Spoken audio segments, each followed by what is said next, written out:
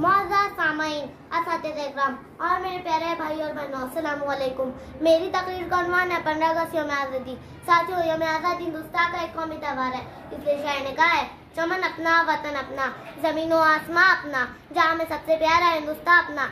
आज के दिन तुम और हम आज़ादी का त्यौहार मनाने के लिए एक साथ जमा हुए हैं। आज़ादी से पहले हम अंग्रेजों की गुलामी की जंजीरों में जकड़े हुए थे। अंग्रेज हुक्मराना आज़ादी से पहले भारत पर जुल्म और सितम किया करते थे।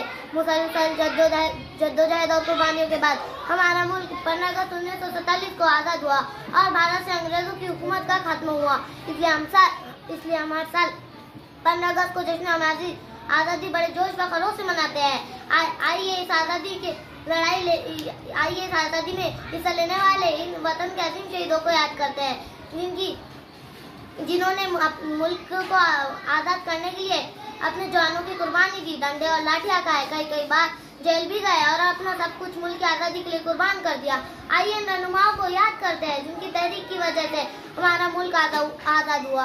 और इन अजीम हस्तियों में शहीद अशफाक उल्लाह खां साहब और शहीद भगत सिंह, डॉक्टर बाबा साहब अम्बेडकर, महात्मा गांधी जी, पंडित जवाहरलाल नेहरू और सर सैयद अहमद खान जैसी हस्तियाँ मौजूद हैं। और इन्हीं हस्तियों की कोशिशों की वजह से हमारा मुल्क 15 अगस्त 1947 को आज़ाद हुआ और भारत से अंग्रेजों की हुकूमत का खात्मा हुआ।